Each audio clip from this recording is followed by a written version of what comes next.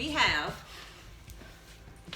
Coach Gilbert, Bobby Gilbert, and Coach Will Jackson in the building, and they want to discuss some things with y'all about our youth, our young black boys. Mm-hmm. I have a young black boy.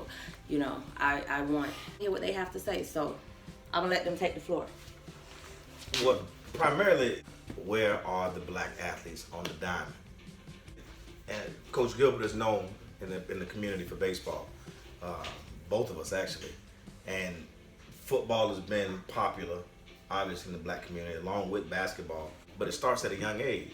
It starts on the baseball field. And that's why we're here right now.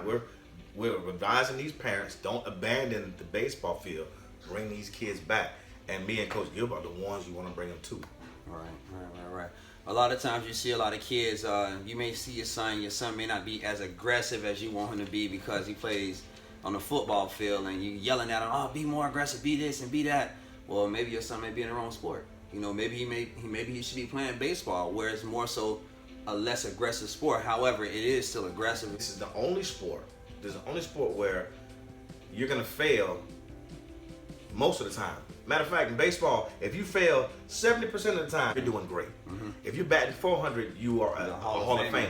This is a sport where failure is expected, and they still want us. They still want you. Isn't basketball baseball? I'm sorry, the highest paid for as far as the athletes and the salaries? Yes. Of all the Contracts. professionals. Yes, ma'am. Yes, ma'am. Contracts. Yes, ma'am. Okay. Bryce Harper just signed one. How much was it? Three something. $300 million for over 10 years, something like that. To hit a ball with a bat. Yeah. Like, okay, whether I get hurt or not, this chunk of money is gonna come to me. You know what I mean? So those are moments. I mean, right now you have Alex Rodriguez, which has up until Bryce Harper, he was the highest paid. He had $325 million. You know, for 10 years, and they still are paying this man. Right? So why do you think there's a lack in enrollment for kids playing t-ball and baseball? How do you think that is? Me personally, I think it's a lack of interest and money, finances, right?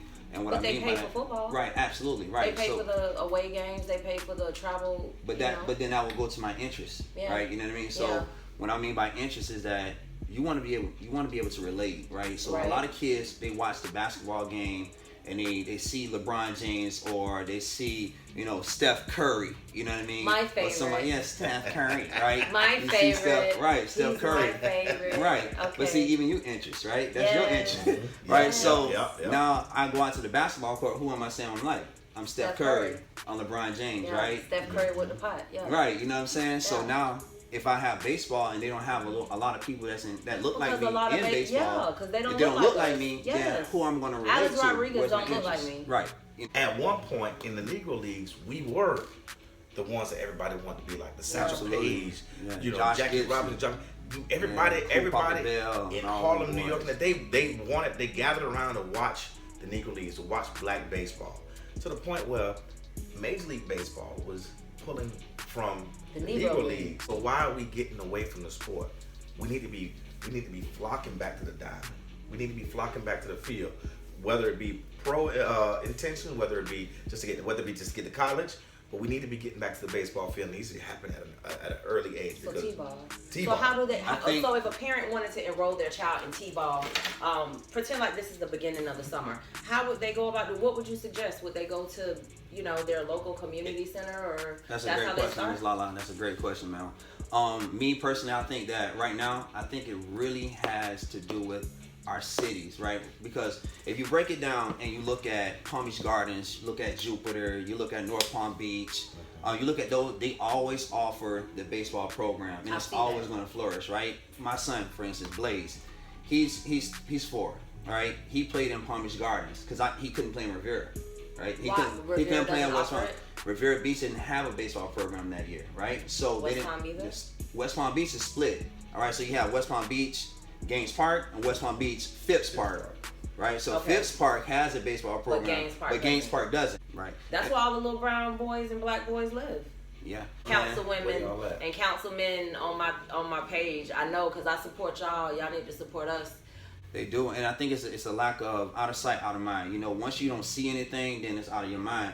But if you see something, right, you go to something else. So if you have those baseball facilities, and no one's using them at all, period, there's no interest. I don't see anything happening out there. Do today. I mean, and then the thing about it is, and this is what I have a problem with also. When you do have a good ball player, and he is coming up in the inner city, and the parent sees that he has some talent, what happens? They take that kid and transfer him Out of the inner city. There you go. When? Palm Beach Lakes used to be good in baseball in the 90s. What happened? Yeah. Palm Beach Lakes. Antoine Bunkley, Daryl Smith. You out there? I know you get me. Lakes was Good. bumping back Y'all in were the day. legends. So you don't take that kid and move him out the city. You know what I mean? I want that. The lake should be You lakes. should rather go around him in the city. It happens in Texas. It happens in California. Florida's a hotbed for baseball too. Why is it not happening here? You know, I think when you start talking about, having those kids that are dominant and rough like that, but you don't have an organization to accommodate that in that area, you got to take those kids somewhere else. You know what I'm saying? And that's the problem that we see. Whereas if our communities are offering a baseball program, those kids that are very good may stay and play and develop with people like us that love the game of baseball and are passionate about the game of baseball. and now cultivate that talent. Get them with GGI. Get them with a good organization that can train them young. 15 is too late. I'm sorry. 15 is too late. Unless God touch you just like this right here, it is what it is. Too late, yeah. But if you get them at 5, at 6, and like you do with football, like you do with basketball, and let us cultivate and develop. Shout out to Delray Beach and Coach Red Odom and what they're doing out there in Pompey Park. You guys got a wonderful organization going on out there, man. Listen, Delray, Pompey Park, man, is where it's at, man. 250 black kids playing baseball every year. Every year. And that's the only organization that's around here that's doing that right now. HBCUs, y'all need to tighten up, man. Like, I went to Cookman. Okay, I went from being the majority to the minority, right? So I was the majority over at the school, and then 5 minutes down the street, you know what I mean, I became the minority, you know what I mean, because we had a lot of Hispanics and white kids that was on the team, which is a roster of 35 kids, you know what I'm saying? It was only like 4 or 5 black kids on the team. So you understand what I'm saying? Like, I have no problem with that, but what I'm saying is that there is a problem when you have to look across the field, and when you're in college, and you're looking over and see, which one of these boys over over there? If you have and then you see one of them black, and then y'all kind of get that little gesture like, what's up, bro? Okay, I see you. Hey, I see you, dog. You know what I'm saying? Keep your head up, boy. I heard recruiters say, an all black ball club, oh, this must be good. They can run, they can hit. We're watching. And I've seen them flock 15 and 16-year-olds playing ball. And I've seen the Ole Miss. I've seen Division I SEC schools flock to see what these boys have.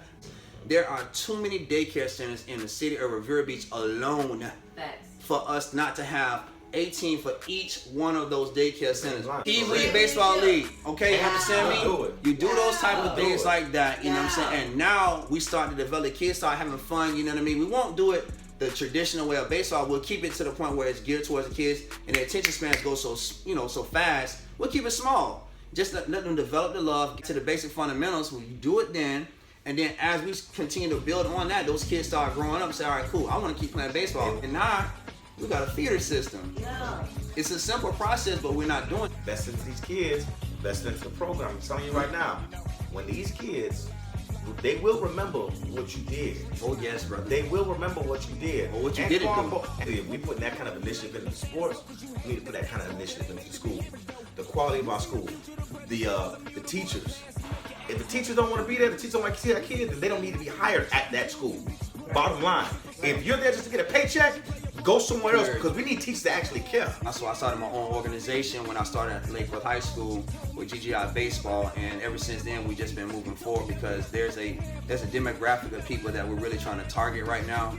It's not saying that we're not associating with anyone else. That's not what we're saying. It's just the fact that we see a need and we have to get this need. We have to meet this need right now, and we need to meet it heads on. So that's where we are right now. Yes, ma'am.